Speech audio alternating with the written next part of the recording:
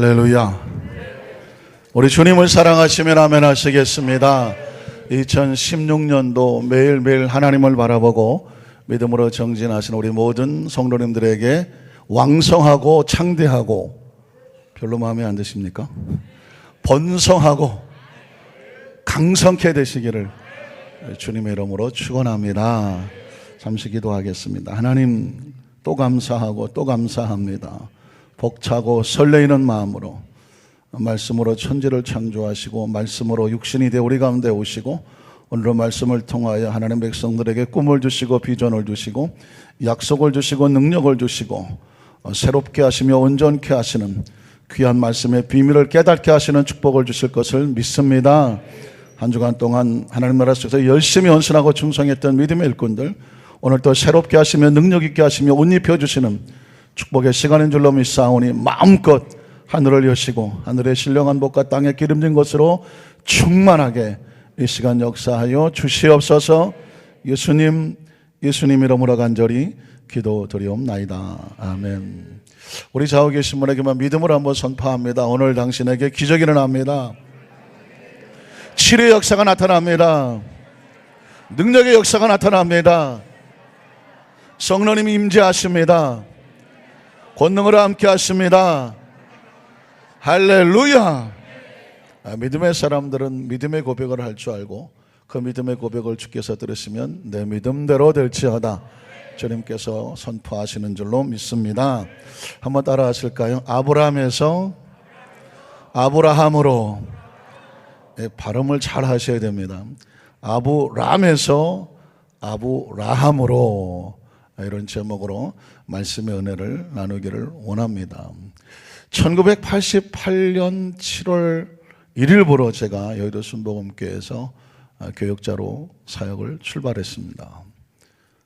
그래서 돌이켜보니까 한 28년 정도 지금까지 목회 사역을 해오고 있는데, 가만히 보니까 제 목회 사역 가운데 가장 결정적으로 제가 우리 안산에서 우리 성도들과 함께 만나기까지 결정적인 순간이 하나 있었다면 뭘까 생각해 봤더니, 오늘 숫자가 많이 나옵니다. 1994년도 8월 30일부로 조영희 목사님 비서실장이 되면서 그것이 출발이 돼서 사실은 세월이 지나 오늘 이 자리에서 우리가 함께 만나게 되는 결정적인 순간입니다.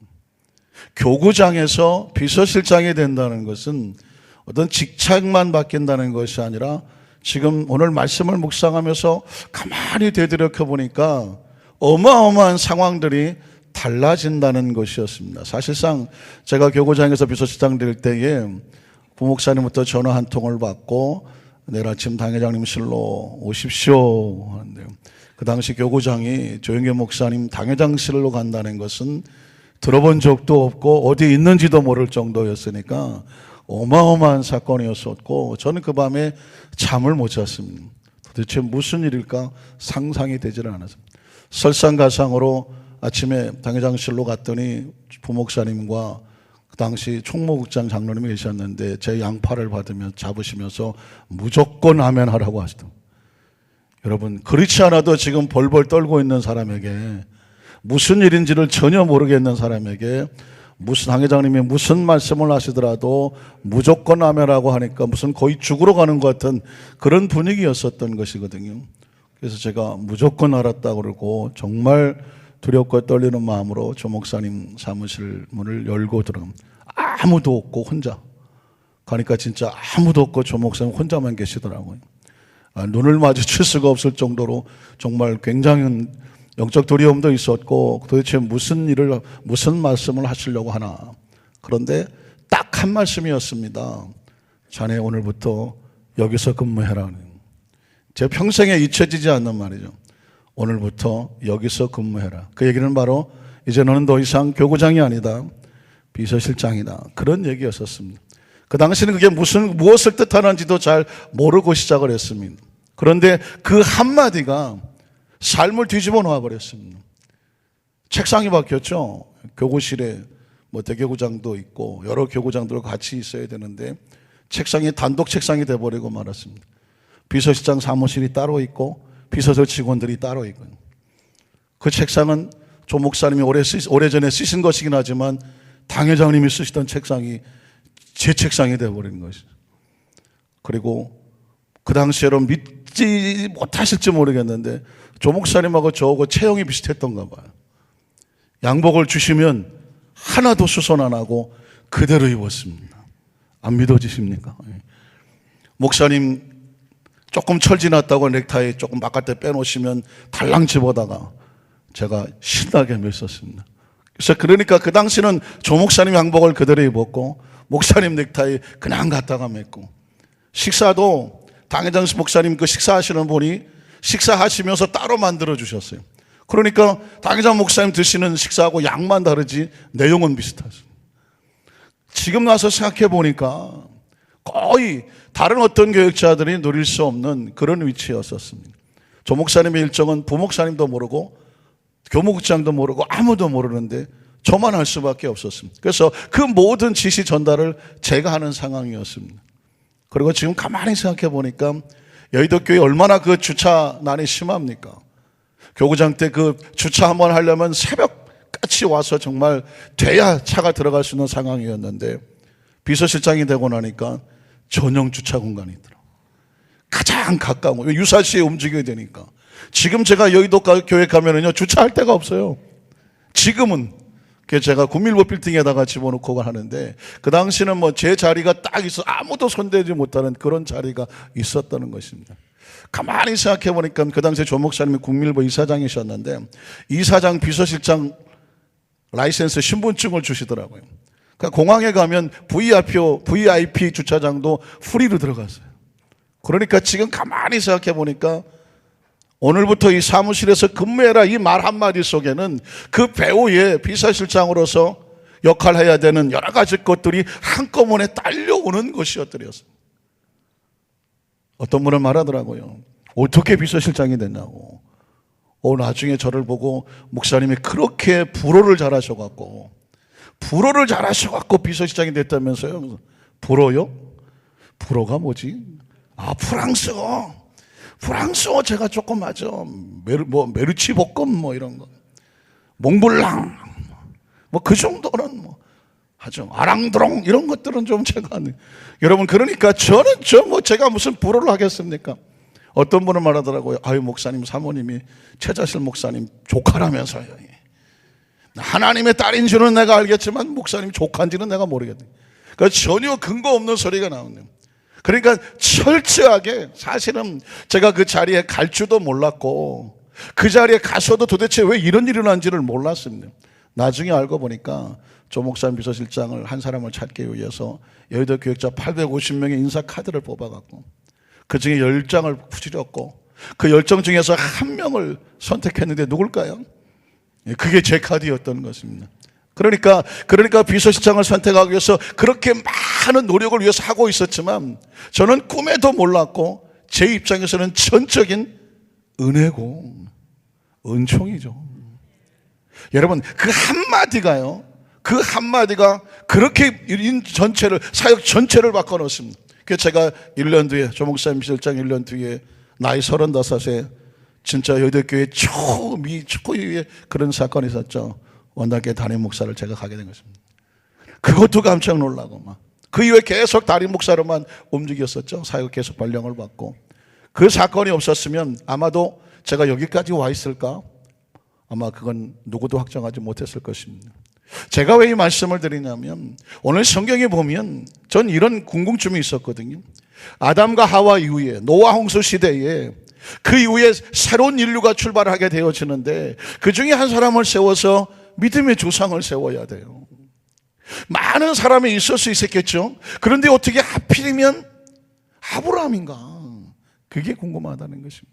아마도 하나님께서는 정말 수많은 인사카드를 가지고 정말 고심하셨겠죠. 그런데 마지막 카드 한 장이 누구예요? 아브라함이었었습니다. 정작 아브라함은 자신이 왜 선택됐는지를 모릅니다. 그리고 지금 믿음의 조상이라는 게 무슨 의미인지도 모릅니다. 그런데 하나님께서 아브라함을 만나고 나서 오늘 본문 5절에 보니까 넌 이제 더 이상 아브람이 아니야. 이제부터 너는 뭐다? 아브라함이야. 이렇게 말씀하시는 장면이 나오거든요. 우린 첫 번째로, 그래서 하나님의 백성들이 하나님을 만난다는 것은 무엇이냐면 우리는 모르겠어요.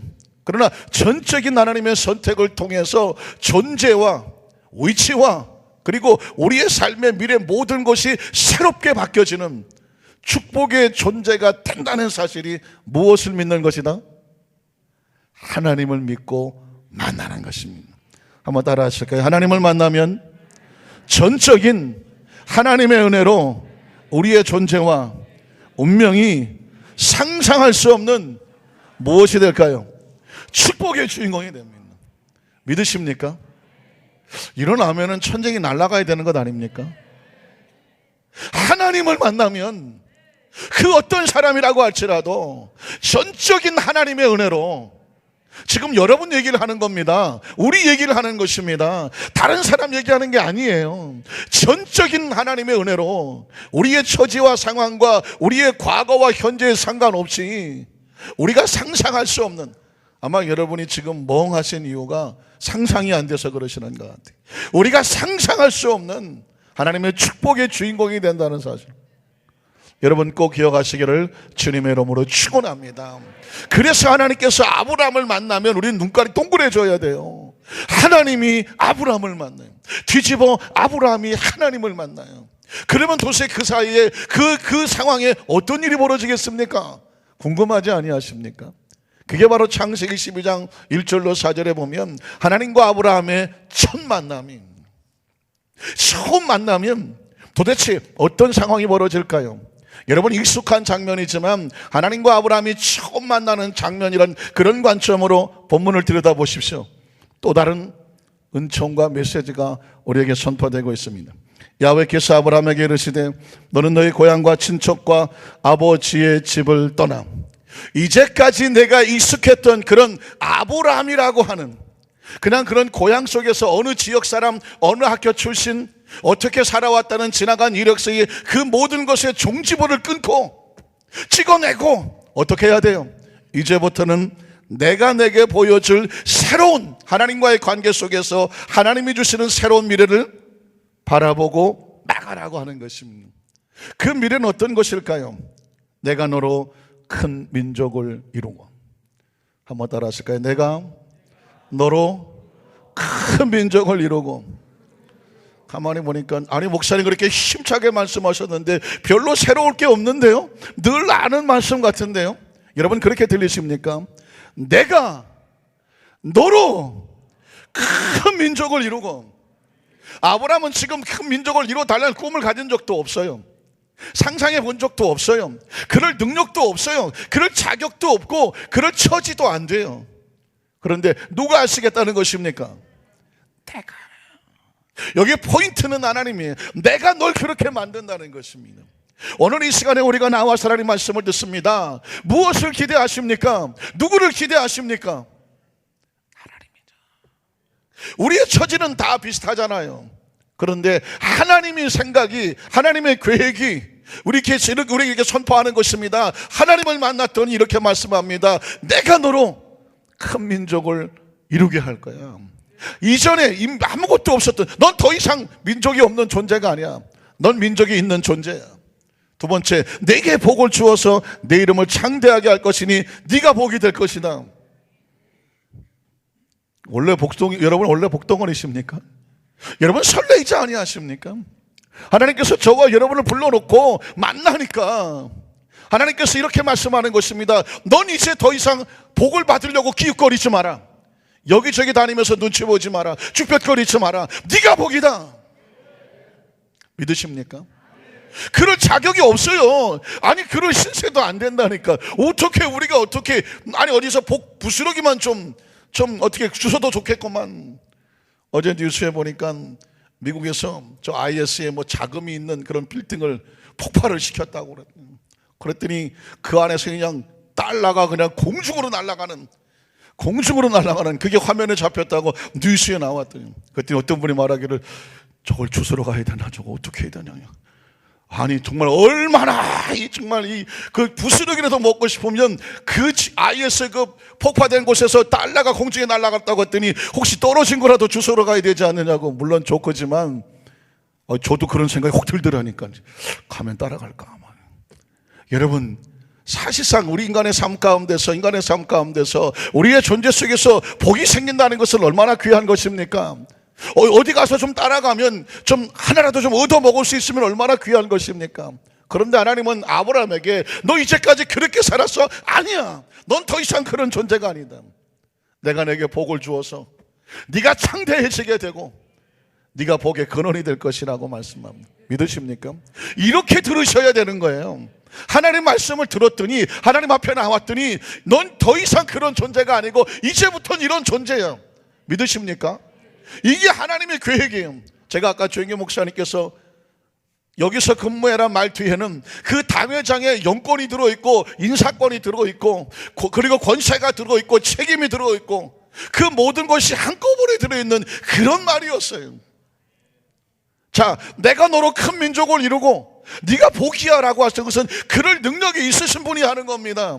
그럴 책임을 지실 분이 하는 것입니다. 그럴 권세가 있으신 분이 하시는 것입니다. 누가 그렇게 하십니까? 하나님께서 그렇게 하시겠다는 것입니다. 그 다음 절을 보니까 너를 축복하는 자 내가 복을 내리고 너를 저주하는 내가 저주하리니 땅의 모든 족속이 너로 말미암아 복을 얻게 될 것이다. 우리 옆에 분 한번 축복하세요. 당신으로 말미암아 다른 사람이 복을 받게 될 것입니다.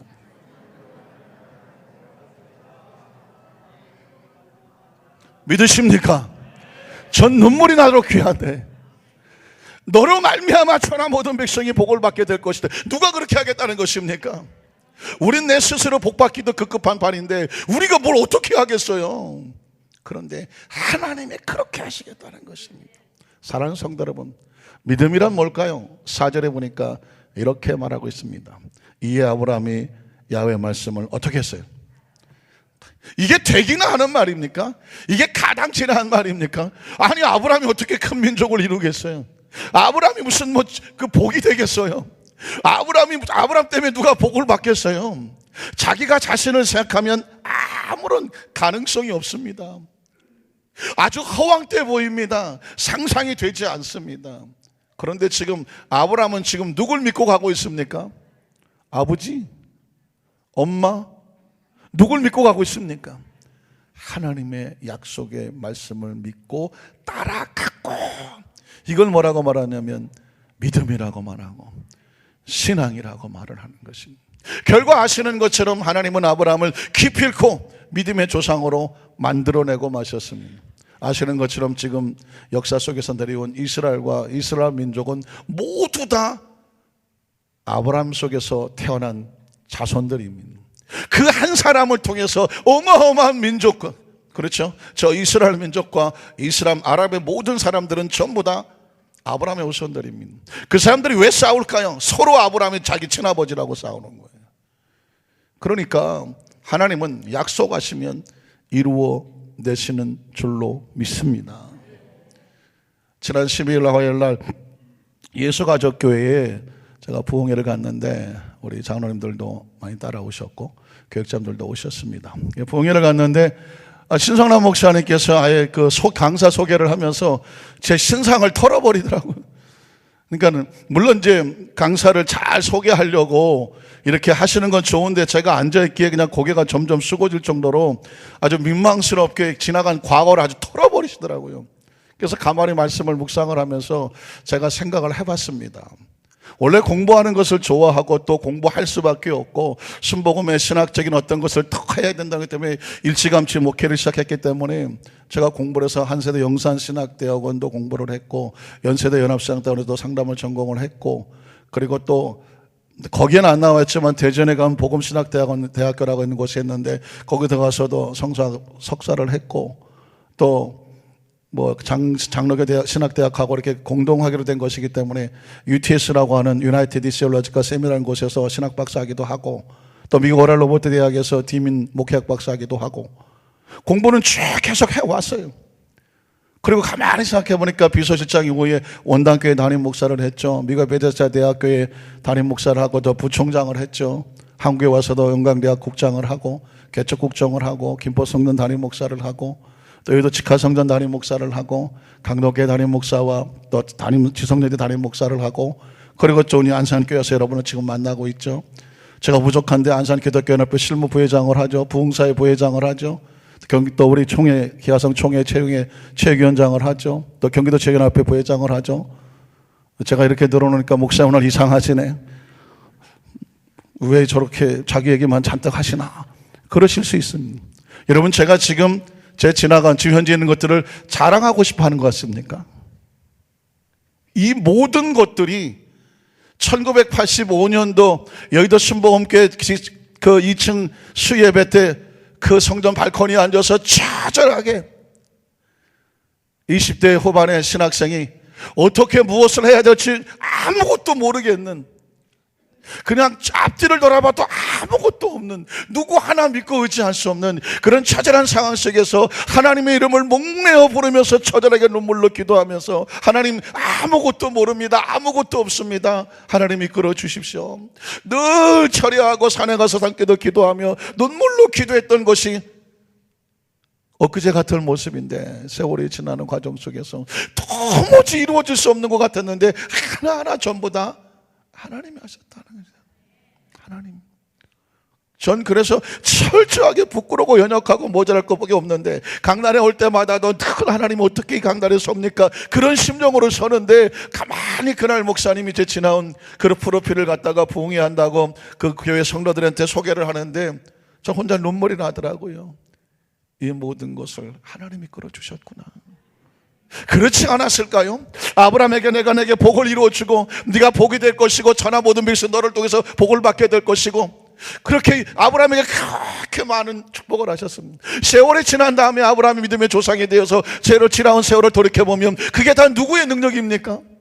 누가 그렇게 하셨습니까? 하나님이 하신 거거든요.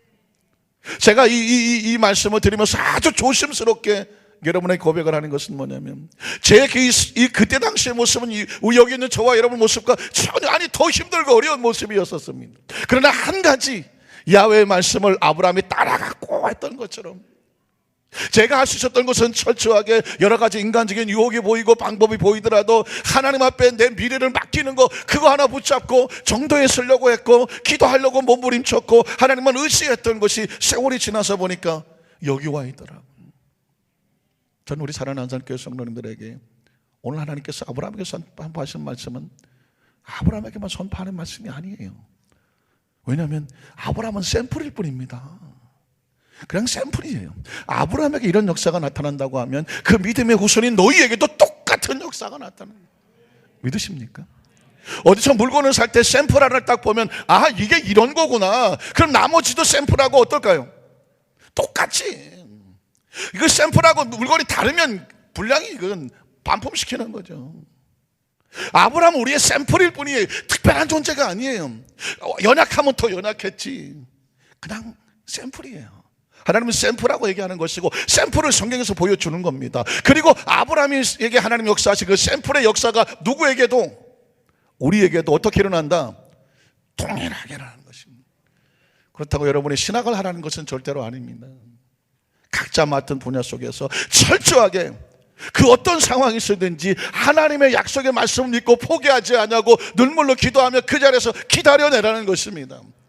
세월이 지나서 보니까 하나님의 약속을 하나님이 이루고 계시더라는 것입니다. 하나님께서 아브라함을 두 번째 만났던 장면이 창세기 15장 1절로 3절에 보면 있습니다. 아시는 말씀이지만 다시 한번 그런 관점에 생각해 보면, 이후에 야훼의 말씀이 환상 중에 아브라함에게 임하여 이르시되 두 번째 만나는 거죠. 아브라함아, 두려워하지 말아라.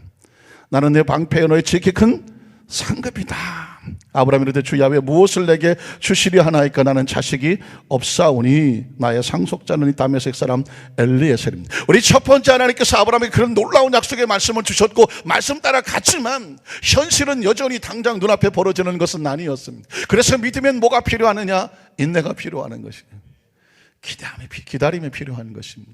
많은 사람들이 신앙생활 하다가 포기하고 중대에 넘어지려고 하는 이유는 뭐냐면, 말씀을 믿고 따라가는 과정 속에 언제 되어질까, 자신의 때와 하나님의 때가 맞지 않을 때 그때 절망하기 쉽습니다. 아브라함도 지금 창세기 15장 쪽에는 지금 약간의 절망이 오고 있습니다. 그래서 텐트에 자기 쭈그리고 앉아갖고 그냥 있는 거 가지고 어떻게 해봐야 되겠다.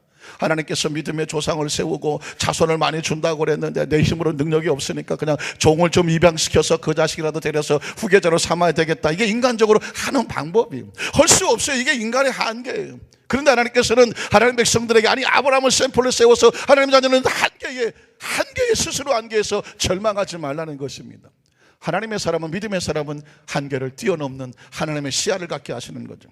4절로 7절을 보니까 그래서 야훼의 말씀이 그에게 임하여 이르시되 그 사람이 내 상속자가 아니다. 네 한계 안에서 갇혀있는 그 방법이 네 방법이 옳은 방법이 아니다.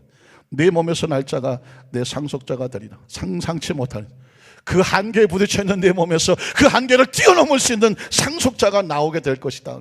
믿으십니까? 그를 이끌고 밖으로 나가 이르시되 하늘을 우러러 뭇별을 셀 수 있나 보라. 또 그에게 이르시되 내 자손이 이와 같을 것이다. 아브라함이 야훼를 여기서 다시 믿습니다. 아까는 따라갔죠. 그리고 이제 두 번째 만남에서 아하, 내 몸에서 날짜가 없는데 내 힘으로는 없는데 하나님께서 별처럼 많게 하시겠다 하니 이제 믿을 건 누구밖에 없어요. 하나님의 약속을 믿었다고 말하고 있습니다. 그렇더니 하나님께서 그것을 뭐로 여기십니까? 의로 여기시는 겁니다. 기억하십시오. 믿음의 사람이 의로워지는 것은 착한 일을 많이 하고 손을 많이 쌓아서 의로워지는 것이 아닙니다. 절대 절망의 상황 속에서 하나님을 선택함으로 의로워지는 것입니다. 그럼 하나님을 믿으면서 마음대로 엉망진창 살아도 됩니까? 아니요. 하나님을 절대적으로 믿고 의지하는 사람은 엉망진창 살지 않습니다. 왜? 하나님을 믿기 때문입니다.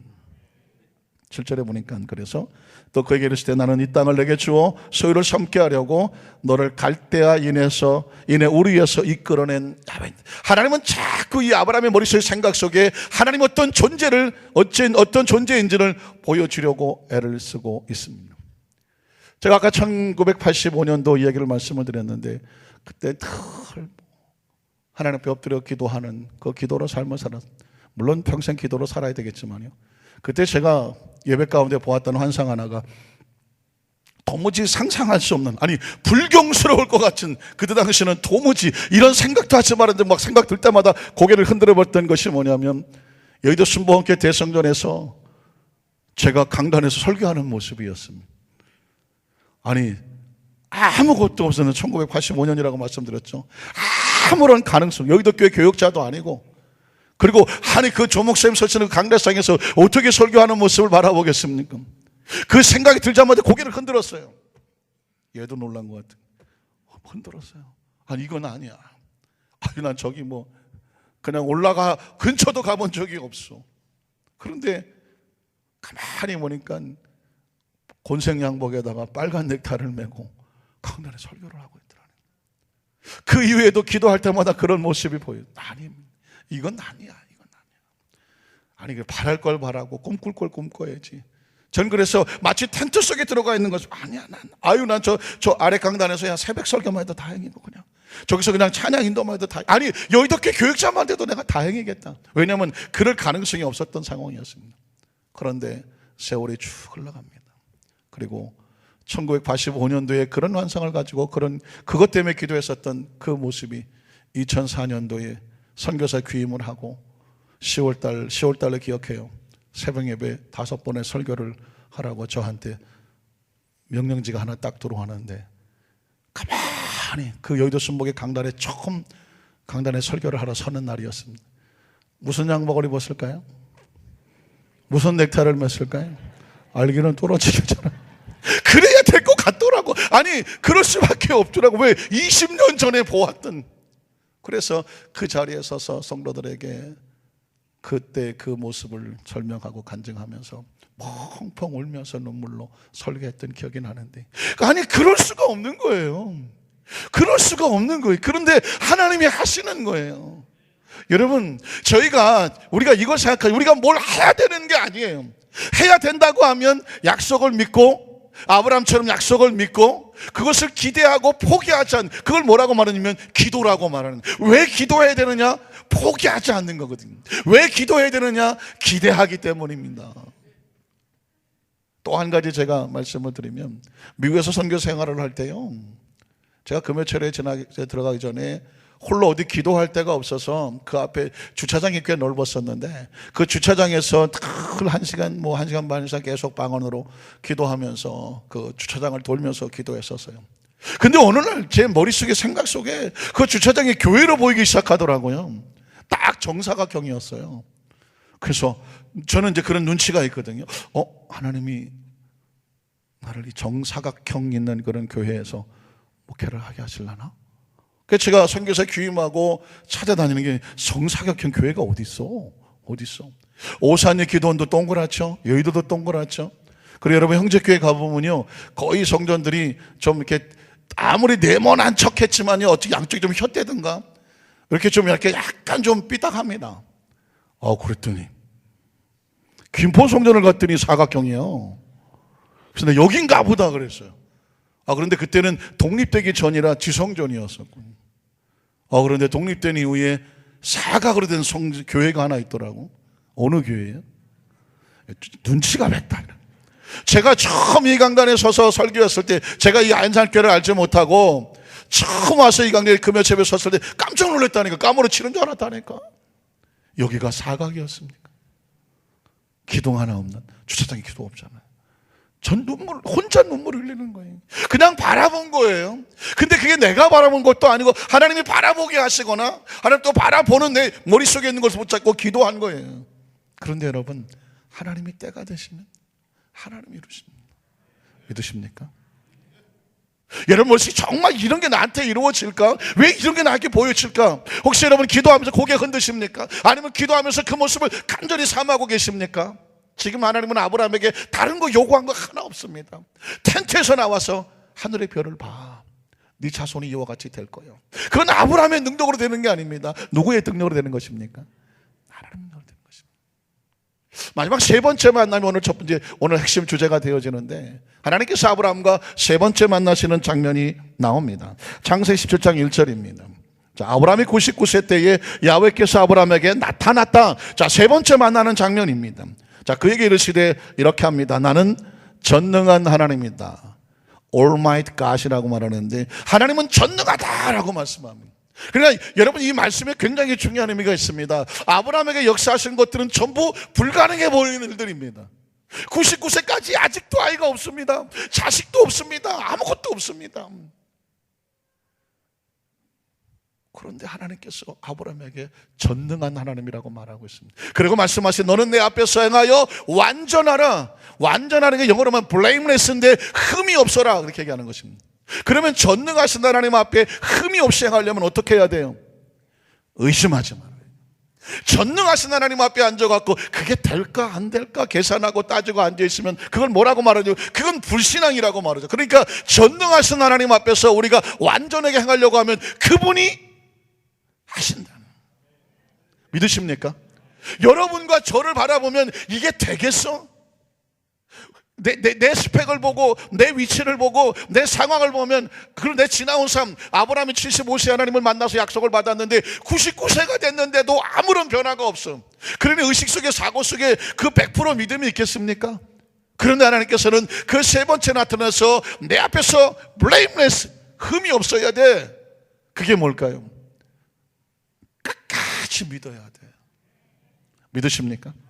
그래서 그 2절에 보면 나는 내가 내 언약을 나와 너 사이에 두어서 너를 크게 번성하게 하리라. 이미 약속해 놓은 거예요. 약속이니까 무엇을 믿느냐, 약속을 믿고 약속을 기대하는 거죠. 그 다음 절에 보니까요, 아브라함이 엎드렸습니다. 참 놀라운 게 아브라함의 변화가 됩니다. 영어로 말하면 face fall down이라고 말해요. 땅바닥에 딱 엎드려 버립니다. 거기서 내가 무슨 내 자식이 없으니까 하나님이 안 주셨으니까 종이나 데려다 쓰고 이런 변명이 없어집니다.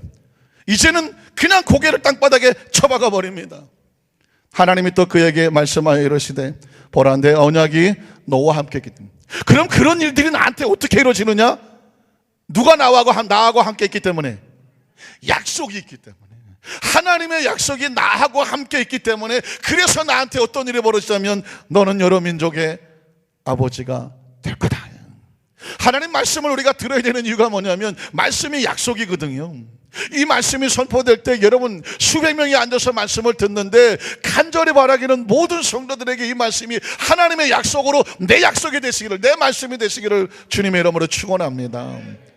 아브라함에게 역사가 나타나는 것은 이유가 딱 하나, 하나님의 약속이 노하고 있기 때문에. 그래서 이제부터는 네 이름이 뭐가 아니에요? 아브라함? 아니야. 아브라함은 아버지가 지어준 이름이에요. 그냥 지극히 평범해서 그냥 인간적인 그 운명과 팔자 속에 살아가는 이름이에요. 그런데 하나님께서 이렇게 말합니다. 더 이상 너는 아브라함이 아니야. 이제부터 널 뭐라고 말해? 아브라함이야. 영어로 보니까 딱 HA 하나 들어가더라고. 아브라함. 한국말도 보면 H 하 하나 들어갔죠. 아브라함에서 하 하나 들어갔잖아요. 그런데 그게 의미가 달라. 그냥 육신의 아버지를 의지하던 아브라함이 아니라 이제 하나님의 약속의 꿈이 이루어지는 아브라함인데 열국의 아버지라는 건 수많은 나라의 네가 조상이 될 거라고 말씀하고 있습니다. 사랑하는 성도 여러분, 아브라함이라는 이름은 지극히 평범한 이름이에요. 아브라함이라고 하는 이름은 하나님 만들어 가시는 이름이에요. 오늘 이 2010년도를 출발하면서 이 말씀 우리에게 다시 레마로 받아야 될 것은 뭐냐면, 이제까지 우리의 삶이 아브라함이라는 삶이었다고 한다면 하나님의 약속의 말씀이 우리 안에 들어와서 선포되면 하나님 이렇게 말씀하기를, 넌 더 이상 아브라함이 아니야. 넌 더 이상 세상의 절망과 좌절, 낙심 속에 살아갈 그런 운명과 팔자에 휘둘리는 존재가 아니야. 너는 내 백성이야, 내 자녀야, 내 약속이 너한테 있어. 그리고 내가 너를 그렇게 만들 거야. 너는 아브라함이야. 믿으십니까? 그 하나님의 약속이 우리 신학시대는 예수 그리스도가 하나님의 약속이 되는 것입니다. 예수님의 십자가를 바라보면서 그 십자가에 흘린 보혈을 통해서 용서받은 우리의 모습을 향해서 넌 더 이상 죄인이 아니야, 아브라함이 아니야, 용서받은 아브라함이야. 믿으십니까? 많은 사람들이 현대인은요 80% 90%가 우울증 환자라고 말을 합니다. 그 우울증의 100% 그 소스가 원인이 뭔지 아십니까? 죄책감입니다, 절망입니다, 좌절입니다, 버림받음입니다, 거부감입니다. 사랑하는 성도 여러분, 오늘 예수님의 십자가에 보는 우리를 사랑하고 용서하는 것입니다. 용납하고 품어주시는 것입니다. 세상에 어떤 사람들도 우리를 거부하고 평가하고 판단하고 손가락질하고 할지 모르지만 예수님의 십자가는 우리를 그대로 받아주시는 것입니다. 그대로 용서해 주시는 것입니다. 그대로 품어주시는 것입니다. 새롭게 출발하게 하는 것입니다. 그리고 그 십자가에서 예수님께서 우리 약속하신 바로 성령을 보내주시는 것입니다. 세상에 어떤 힘과 능력이 없어 보였다고 할지라도 성령이 우리 속에 들어오시면 권세가 됩니다. 권능이 되고 지혜가 되고 명철이 됩니다. 성령께서 우리 속에 들어오시기를 우리는 그렇게 해서 우리에게 폐허가 성령의 임재를 구하고 있는 것이죠. 성령의 권능을 얻고 성령의 증인되기를 원합니다. 왜냐하면 성령은 하나님의 뜻을 이루시는 분이십니다. 여러분, 예수님의 십자가에서 가난과 저주를 다 끊어버리고 잘라주셨다고 말씀하고 있습니다. 기억하십니까? 예수님께서 부유하신 자로서 우리를 위해서 스스로 가난하게 되신 이유가 있습니다. 더 이상 가난하지 마라. 더 이상 아브라함 그렇게 살지 마. 너는 아브라함이라고 말하고 있습니다. 우리가 의식과 사고 속에서 나도 가난과 저주에서 탈출할 수 있으며 하나님의 축복의 주인공이 될 수가 있습니다. 믿으십니까? 질병도 마찬가지입니다. 저가 채찍에 맞으면 너희가 나무를 입었다고 말씀하고 있습니다. 예수님이 땅에 오신 것은 병든 자를 고치시고 귀신을 쫓아내며 마귀를 명하시려고 하시는 거라고 말했습니다. 다시 뒤집어 말하면 더 이상 질병에 눌리지 마라. 상처 때문에 절망하지 마라. 낙심하지 마라. 좌절하지 마라. 예수의 생명을 통해서 회복되고 치유되라. 하나님의 꿈과 비전을 펼쳐라. 믿으십니까? 그 십자가에서 우리는 구원의 길이 열리는 거죠. 더 이상 사망의 우겨쌈을 당해서 인생을 이 땅의 흙먼지로 사라지는 존재가 아니다. 육신의 옷을 벗는다고 할지라도 영원한 천국에 대한 소망을 가진 누구도 넘어뜨리고 누구도 손댈 수 없는 하늘나라의 영원한 백성이다. 믿으십니까? 그래서 여러분 2016년을 향하여서 여러분의 이제 입술의 고백은요, 다시 말해서 아브라함은 아직 자식도 없고 열국의 아비도 아닌데 하나님의 약속이 그 안에 있으니까 이제는 그렇게 불러줘요. 넌 이제 열국의 아비야. 많은 자손이 있어. 이 이야기는 뭐냐면 크리스찬들은, 믿음의 사람들은 이미 이루어진 것을 입술로 선포하고 살라는 것입니다. 2016년도가 우리 교회 우리 성도들에게 기적의 한 해가 됩니다. 될 것입니다도 아니야. 기적의 한 해가 됩니다. 응답의 한 해가 됩니다. 축복의 한 해가 됩니다. 치리의 한 해가 됩니다. 부흥의 한 해가 됩니다. 그래서 전 우리 교회 이름을 바꿀까 싶은데, 여도순복 안산교회가 있긴 하지만 너무 길어.